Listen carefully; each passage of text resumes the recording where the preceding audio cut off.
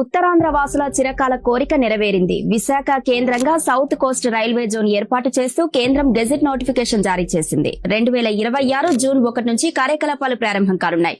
Visakha railway zone లో కూర్చున్న railway line మీద ముఖ్యమంత్రి గారు, జగన్మోహన్ రెడ్డి గారు, పవన్ కళ్యాణ్ ముగ్గురు కూర్చొని మన ముగ్గురు మీద కేసులు పెడితే అప్పుడు తీసుకొద్దాం.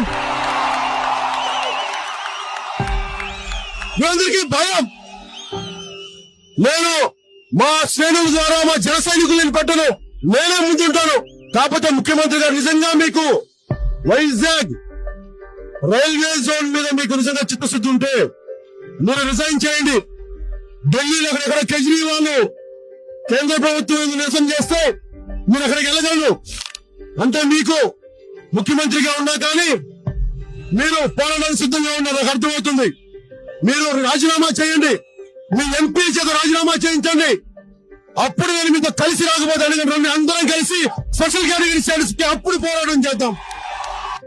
ఆంధ్రప్రదేశ్ ప్రజల యొక్క చిరకాల కోరిక, ముఖ్యంగా ఉత్తరాంధ్ర ప్రజల యొక్క చిరకాల కోరిక, విశాఖపట్నం కేంద్రంగా ఒక రైల్వే జోన్ కావాలని చెప్పేసి ఎన్నో సంవత్సరాలుగా పోరాటం చేస్తున్నారు. ఆ పోరాటం ఇప్పుడు సఫలమైనందుకు చాలా హ్యాపీగా ఉంది. ప్రజలందరూ చాలా సంతోషంగా ఉన్నారు. ముఖ్యంగా కూటమి ప్రభుత్వానికి ప్రత్యేకంగా ధన్యవాదాలు తెలియజేస్తా ఉన్నాం. అటు మోడీ గారికి, చంద్రబాబు నాయుడు గారికి, పవన్ కళ్యాణ్ గారికి, లోకేష్ గారికి ప్రత్యేకంగా కూడా ధన్యవాదాలు తెలియజేస్తా ఉన్నాం ఉత్తరాంధ్ర ప్రజల తరఫున.